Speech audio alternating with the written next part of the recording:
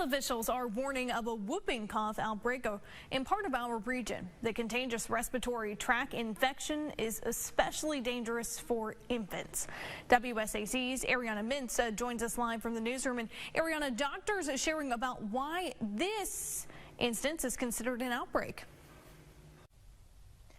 Yeah, Kimberly, that's right. Doctors telling us that if there's 2 or more cases of whooping cough that might seem related, that's what makes it an outbreak.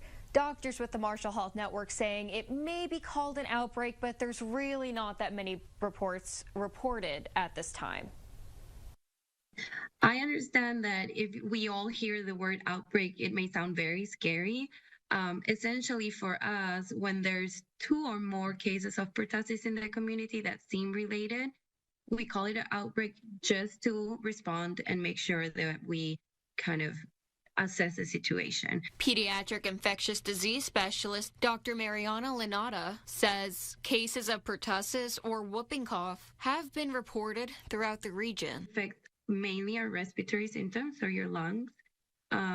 And for a lot of people, especially the older you get, young adults or older kids and teenagers, it's going to be a very mild, protracted, long cough. This used to be known as the 100-day cough. Lanata says the diseases may be mild for older groups, but it can be more dangerous for younger babies or those with other underlying health conditions. The spread is it's by respiratory droplets. That's the term. What it essentially means is little particles when we speak or we cough of saliva and secretions with the bacteria that just gets along for the ride. So Lanata recommends if you think you've come into close contact with someone who has had the illness, to see your primary care provider.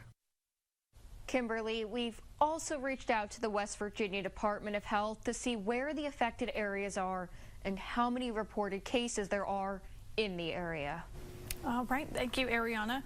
Marshall Health Network, though, saying the disease may start out to feeling like a common cold, but your symptoms can get worse within a week or 2.